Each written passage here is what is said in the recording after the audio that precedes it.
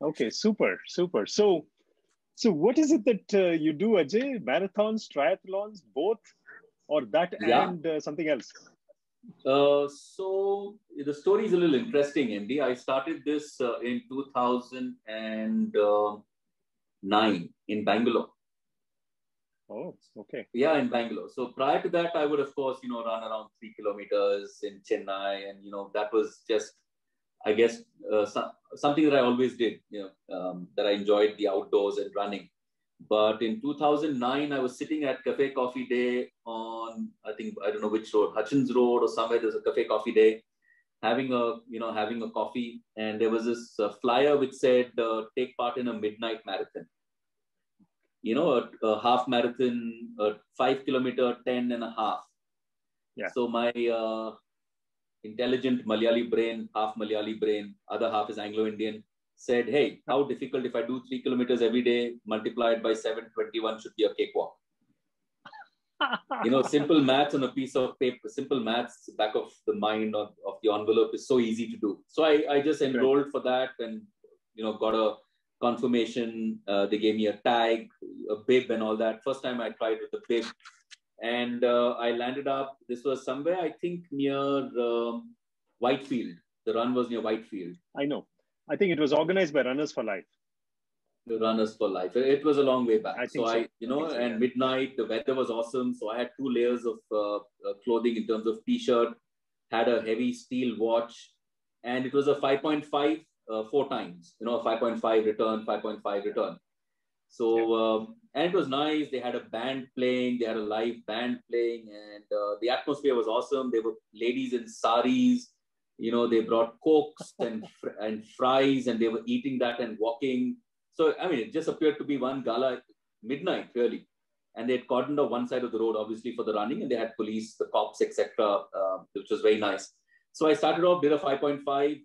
They had these Kenyans also, the Africans also who ran, and it was amazing. The first time I ever saw, when you see them on TV, TV doesn't do justice to what you really see.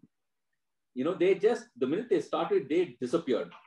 So I did my 5.5 and I was turning for my second 5.5. These guys are already caught up. They finished at 10 and they were already on the third. They were like, wow. So I think first was okay, second was okay. And then it hit me on the third 5.5. My clothes started feeling heavier, 2 layers. So I threw off one t-shirt. On the last 5.5, my watch started feeling like 20 kgs on my wrist. So I took off my watch. And you won't believe it, when I, turned for the last 5.5, I probably did around 2 hours, the 15.5 kilometers or 16.5 kilometers or whatever. And the last 5.5, I literally walked or crawled because I couldn't feel my legs. I was numb. And thanks to you didn't train for this? You didn't do any training? I've never trained. I mean, I'm just a pure natural guy who does it out of gut and something that I enjoy. And it's a good question, and I'll come back to that. So I finished the 5.5. The last 5.5 took me an hour. I was in that bad a shape. And the cops, they were so nice. All they had to tell me was, sit down, you'll never finish it. And I would have given up. But their encouragement and the hooting. And I think that's where crowds in a marathon make such a big difference to any runner. We take it for granted. But all my marathons since then, I appreciate the crowds because they actually hoot you on. They give you that extra burst of energy. So I finished it. And unfortunately, I had a Scorpio. I couldn't feel the clutch or the accelerator while driving home. It was a manual drive. And for the next 1 week, 3 days, I couldn't feel below my waist. I was numb. So that was my first marathon. And I think then the bug caught me. And coming into Gurgaon, I started running. There's running and living. Verghese, I forget his first name, but he's like yours, like in Bangalore, he was somebody legendary, and since he moved to Singapore, but he started this running and living, which is where I joined and started running. And there was no looking back since then. And then of course you experiment with longer distances. So, running in Gurgaon, you can do trail running. It was early days, trail running, but running off track. And then the triathlons, because I love swimming. So the only missing part was cycling, but did a couple of triathlons. Did my first full marathon when the Mumbai Marathon happened. I started my own 42K route in Gurgaon and did a 3:45 in that. And so that was my journey. Really enjoyed. I think it liberates you. It also tests you mentally. You assume the first 10 is easy, but I think that 10 to 15 and 17 is where the struggle happens. And but outstanding. I mean, to anybody, I encourage them that if you ever want to test yourself, it's the best thing to do. No, and also, I mean, it makes you sharper in the mind. Yeah. That's the amazing thing. I mean, as they say, improve your physical fitness, automatically your mental fitness goes up. And you got to live through it to really believe it. That's correct. I agree with you. Yeah. In spite of all the, aching bones, your muscles aching, you don't feel tired. It's like you're running on a second wind, so to speak, and you don't feel. I think it's very liberating, and delighted to see a lot of people who, I think what you love watching is people who get inspired and also want to start. So it's lovely to see people doing a 5K and then proudly saying, I've done my 5K. So I think for me, more the joy is also that I've managed to encourage people to join in. And I love Milind Soman for that, for, the Pinkerton that he does. I was blown. I was actually called in to pace one of the ladies, part of a running group in Gurgaon, and to land up there at 5 o'clock in the north, how it is to find people from the age group of 11 to 65, 70, actually coming out and even walking 5 kilometers, 5,000 ladies. I was blown, outstanding to see something. Hats off to Milind for doing something like that. Yeah, it's an amazing, the Pinkathon. I mean, it's a movement really. Actually, I and my son volunteered a couple of years ago for one of the Pinkathons where we helped the visually challenged girls. Nice. From a school. So wonderful. So some of them, I mean, the visual challenges, on a scale really. Some are pretty bad and some are okay. So we had to kind of hold their hands and run with them. And that was great fun. It's interesting when you run with one of them, you need to actually describe what's in front. And you realize how challenged you are in communicating those basic things. There's a little pothole in front. There's a little road hump in front, and you need to communicate to them because, they are challenged. They're visually challenged. And for you, it's obvious. You see it, but you need to let them know. Otherwise, they're going to trip. And, it's fascinating. So how many do you do now? I mean, how much I've actually slowed down, to be honest. To me, I think your question was, do I train? And to answer that question, no, I never trained. I just ran for the love of running. And that's how I've been in my life. I do it because I love it. And I think once I hit a plateau, so to speak, in terms of, I really didn't think I wanted to improve my time. I've got into I don't run the marathon, but for example, now I've started running vertically. So I run upstairs. So I ran up the Burj Khalifa, 170 floors. Oh, equivalent, run up and down. So that was interesting. So now my mind is not as much on marathon because I think I've sort of done it. I love swimming, so I spend more time in swimming. But yes, I hope that one gets back to the grind. But I think exercise in any form is good enough. It doesn't have to be the marathon. I've never used a watch or any of these gizmos, MD, in my runs. I've never. And a lot of my running group, in fact, they looked at me and wondered how my time was what it was in spite of not wearing, all these devices. And I told them, when you run the Airtel Marathon in Delhi, how many of you all actually see India Gate? And none of them notice it. And you pass it by twice. And I said, for me, the run is about looking at what's around me, then worry about my, the pacing and the timing and the cadence and all that to me is a little too heavy. The joy of running. Probably I'm a couple days of marathon. I enjoy it from a running perspective rather than competitive. So in fact, the expression you mentioned, the joy of running, in fact, that's the motto behind the Aurobill Marathon. I don't know if you've ever participated. No, I haven't. To me, it's the best in the country. Wow. Of course, it's 90, I would think, 90% trail. 10% is more kind of tiled, cemented kind of a thing. And it's in Auroville. It's in the month of February. And, you lived in Chennai, so you know what, humidity is all about. But this is February, Yes. Pondicherry. And it's amazing. And again, like you said, there are people, all volunteer driven. There are people cheering you, and the trail, of course. So there have been so far, I think, 13 Aurovilles, and I've taken part in 12. Nice. I was just forced to miss one of them, and it's something you need to have in your bucket list. It's really worth it. They have the 10, they have the half and the full. I do only the half because since I run every weekend, I really don't need to train. I mean, that's my thing. So I can just, I just go. But a bunch of us go actually. There's Nice. a whole group.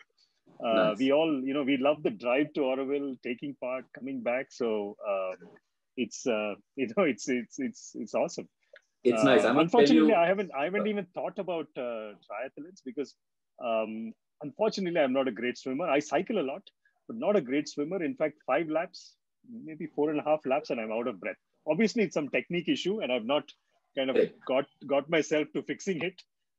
So I've really not thought about triathlons, but running has been, enough. It is. So I had 2 points. One is the triathlon. The reason it is so, it is unique. And, if you take them as single disciplines, you don't understand the slight complexity in all 3 together, because there are different muscle groups at work. So when you first, it starts off with, with the swim, and you're pretty okay. So, the swim happens, you're pretty okay because that, your body limbers up. Then you do a cycle, and that's a very different set of muscles that actually are, you're trying to crank them up. And in Gurgaon, it happens on a trail. So it's even more interesting. And then you hit the track to run, and you realize that switch over, like your gears, takes you at least 1 to 2 kilometers for your body to get tuned into switching over from a cycling to a running. And you don't feel your body in the running mode. It's still in the cycling mode, and you can feel your muscle trying to say, all right, these muscles are done. Now let's get to the next muscles. It's such an interesting thing when I did the first one that I found that fascinating that your muscle groups are so different for all these 3 disciplines. They in fact say, right, even to train for running really long distances, it's best to do all 3. Just cross training because of the same reason, different muscle goops get the thing. So do you do triathlons regularly, or you kind of try? No, they're not, honestly, there are not too many of them. They're far and few between. They don't happen too often because I think the limitation of finding a swimming pool more than anything else. The other 2 disciplines are easy to find. To find a public swimming pool, which is, people wouldn't mind swimming. So Delhi has got like the Asian Games village, or, we got it in a school compound that, we could do swimming. And this typically, so on your trail run that you mentioned, Auroville, Gurgaon had something, or still has something called a Mangar forest run. So if you can visualize at the peak of winter, Jan or Feb, at 5 to 6 degrees, you're running on a trail and fog with camels. There are camels on that. You've got condensation on the tip of your hair because it is that chill. It is an outstanding run. On the 14th kilometer, it's a 28-kilometer run. It's 28. On the 14th kilometer, you have to go down an incline. And that really tests you because that's it's like a hairpin bend incline at the 14th, because that's midway. And most people break on the comeback because on the 15th or 16th, when you're returning, that's a very, very steep climb. Outstanding. I think if you ask me, my best runs have been that trail run because, you're running in nature. It's a cattle track, if I can call it that. Yeah. Outstanding. So like Auroville, hats off. I just love the Mangar run. Yeah, I haven't run anywhere at least in India other than Auroville, of course, and Srirangpatnam, near Mysore. The fort. That's called Kaveri. That's called Kaveri Trail Run. It's called KTM, Kaveri Trail Marathon. That's again is completely trail, by the way. So you have on one side you have one of the Kaveri canals, and the other side it's paddy fields. It's a tough one. It's a tough one because of the slopes as well as the heat. They used to have it in September earlier. Nowadays, I think they're doing it in November because there's not too much tree cover. and the sun is pretty sharp. So, and the trail is also not, it's basically a bullock cart kind of a trail on that. And you will see bullock carts coming, and, you have to dodge them a little bit. That's one more of those fascinating courses down here. And if you're saying it is in the paddy field, then it must be very humid. Well, actually, if you see Mysore, Mandya, September timeframe, it's not too bad, because just after the monsoon, it's not too bad. It's in the morning. They start at 6:30. The only thing is the sun is sharp. When it comes out, the sun is, especially if you're doing a long one, half is okay. But if you ever do a full on that, then it becomes really difficult. Oh, that can be. I can understand. That can be. Yeah. The half is okay, because you start at 6 and, you finish in 2 hours, even 2 hours, 15 to 20 minutes. It's not too bad. But otherwise, the sun is kind of sharp. And I can imagine. And that's quite direct also, the sun. Yeah. And where do you live now, Ajay? I'm in Gurgaon, currently in Gurgaon. Oh, you're back to Gurgaon, because you were in Mumbai I'm back for a to while. Gurgaon. Sorry? Okay. You were in Mumbai for a while, right? Yeah, I was in Mumbai for 3.5 years. Just moved back. It's just been a month since I moved back to Gurgaon. It is where I anyway wanted to come back to, because I love the place. I just love Gurgaon. And it's nice to be back. So yes, in that form, it is nice. I think, places, each of these places have their own unique, since you're talking running, they have their own unique running groups and environment. Bangalore, I know my house is at Hennur. So they've got a trail run near Hennur. There's a nice little forest run there. A lot of these have come up in the last 5 to 6 years, I think last 10 years maybe. It's just come up. And there's so many of these running, cycling groups that have come up, and very interesting trails to run. So since you're saying you like the unique ones, you should do I think the world's, what are they called? It's called the world's, not crazy 5, but 5 of the best marathons, 5 of the best places, world's top 5 marathons. So they do it together. It's part of one group. So one is at Phnom Penh. The second is at the Arctic Circle. The third is Masai Mara. Okay. The fourth is on the Great Wall of China. Okay. And the fifth one, I miss where it is, but they sound outstanding. My only worry is I always have this fear that if I run in the Masai Mara, one of those, has my number written on it. So, and it's right in the open Masai Mara. It's not even, where it is. I didn't run in Jim Corbett for that reason, thinking that, my number, somebody's got my number. One of these predators have my number on it. So that's why I haven't ventured. But actually, I'm I'm sure they are more scared of you than you are. I wouldn't dare test them on that to figure out, who's scared of the other, because you don't have much of a choice. In fact, the Jim Corbett one, which was to happen, I landed up for the run the next day morning with my family, and rules that they sent me in the night. In case you see an elephant, do the following. In case you see a tiger, do the following. I read that and I didn't run. I stayed back in the resort and I said, hey, because if you see any of these, your brain is not processing what to do. I would just freeze. So that, but it's a very interesting run. It's like the world's top 5 runs or something like that. I see. Interesting. Actually, I've seen many of these lists, top 5 this and top 5 that, and so on. So in fact, I had nowadays I do just 1 a year, but there was a period of time when I used to do 3 every year. Only half. As I told you, I didn't have to train, so I could just do it without too much, preparation. So one would be Auroville, of course. That was a must do. One was, of course, Kaveri, which is the Srirangpatnam one. And one I used to plan outside the country. Oh, nice. And I would pick the places that way. So I've run in Iceland, for instance. How lovely. On June 23rd, whenever the solstice is. So you basically run at midnight with the midnight sun up there. How awesome is that? Wow. So, that is just amazing. So that is, and the thing is that out here, when you run in Auroville, there are like 1,500 others running with you. You go there, you can hardly count 100. Okay. Oh, so firstly, you see a population difference, and therefore you see the participation difference as well. Out here, you will see banners and whatnot put up like 24 hours in advance. You know, the chalk pieces to show the I route believe and so. all that. Yes, correct. There, correct. You don't see anything till some 20 minutes before the start. Somebody will actually bring a banner and just put it there saying that's the starting point. I see. That's it. Wow. It's interesting. So Iceland is one. I've done one in Croatia. By the way, since you actually run upstairs and stuff like that, you should look at it. This is called Dubrovnik Marathon. Actually, the day before the marathon, you run up the steps and along the wall of the fort. There's an old fort over there. So you have to run up that, go around, come down, run up again. And I think, I don't know how many you do, but that's a strenuous one as well. Oh, that's the marathon. So you do the marathon of that? No. This is the day before the marathon. So there are two races over there. So one is the marathon, which is actually this hilly country, really. So it's a lot of ups and downs are there. And the other one is, and the marathon actually starts in the old city, as they call it, which is actually completely, it's inside the fort. It starts in the main lane of the fort. And then, but the day before, there is a run which is called the wall run, which means you run along the wall of the fort.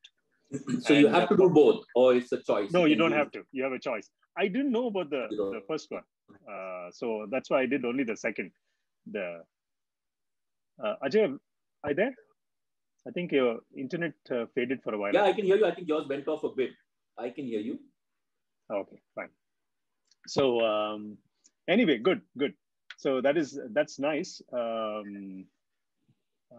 Yeah, I think my battery so was. What's your... That's why it was just going off a bit because my battery was probably quite a charge. I'm just putting it on charge, so no problem. Okay, cool.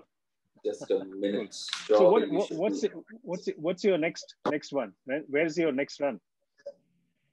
Since I just got back to Gurgaon, I haven't really decided that. You know, my thought. I have promised myself that if I do come back to Gurgaon at some point, I will do an Ironman. So that, if at all you ask me, it is probably scheduled for next year, is my thought. But, you know, MD, where I am at this stage, I'm not stressing myself out. You know, it's no point in, you know, that I have to. If I stress myself out, I don't enjoy myself. Right. So I'm just waiting for the swimming pools to open, get back to normal. I'm in the place where I enjoy being in. So from that point of view, the thought is next year to do the Ironman if possible.